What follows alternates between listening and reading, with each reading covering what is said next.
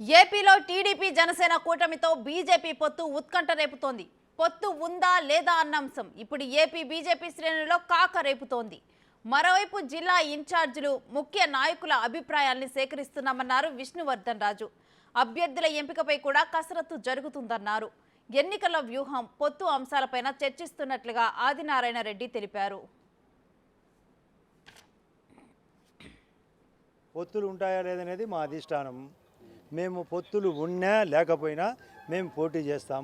పొత్తులు ఉంటే ఎట్లా, పొత్తులు లేకుంటే ఎట్లా అనేది మా అధిష్టానం నిర్ణయానికి మేము కట్టుబాటుగా ఉంటాం. పొత్తు లేకుండా కంటెస్ట్ చేస్తాం. పొత్తు ఉంటే సమన్వయంతో పనిచేస్తాం. నేను జమ్మనమడుగు ఎమ్మెల్యేగా నేను ప్రిఫరెన్స్గా ఇచ్చిన పార్టీ చెబితే ఎక్కడైనా పోటీ చేస్తా. కడప ఎంపీకైనా చేస్తా, ప్రొద్దుటూరు అసెంబ్లీకైనా చెప్తా. కానీ పార్టీ నిర్ణయమే ప్రధానం. పార్టీ కట్టుబాటుగా ఉండాల్సిందే. పార్టీ అంటే పార్టీనే. It is not a part, it is a party. అందులో జాతీయ పార్టీ, మళ్ళీ అధికారంలోకి వచ్చే పార్టీ. ఇక్కడ అసెంబ్లీ ఎంపీ ఎలక్షన్ జరుగుతున్నాయి కాబట్టి జాగ్రత్తగా మన యొక్క సత్తా చూపడానికి వాళ్ళు కొన్ని మార్గదర్శకాలు చెప్పినారు. కాబట్టి వాళ్ళ సూత్రాలు మేము పాటిస్తామని చెప్పినాం. మేము చెప్పినట్టు కూడా వాళ్ళు పాటిస్తామని చెప్పినారు. అధిష్టాన నిర్ణయం ప్రకారం ఫైనల్. అధిష్టానం పొత్తు అన్నప్పుడు కానీ పొత్తు లేకుండా కానీ నేను జమ్మనమడుగు అసెంబ్లీగా నేను నిలబడతానని చెప్పడం జరిగింది. వాళ్ళు ఓకే చేస్తారని నమ్మకంతో ఉన్నా. టీడీపీకి ఎక్కడైనా ఉంటారు. ఎందుకుంటారు? టీడీపీ పార్టీ ఇక్కడ ఉంది కాబట్టి ఉంటారు. ప్రతిపక్షం నాయకుడు, అతను ముఖ్యమంత్రిగా పనిచేసిన వ్యక్తి, అతను క్యాండిడేట్గా పొత్తు లేనప్పుడు ఉంటాడు, పొత్తు ఉంటే మాతో సర్దుకుంటాడు.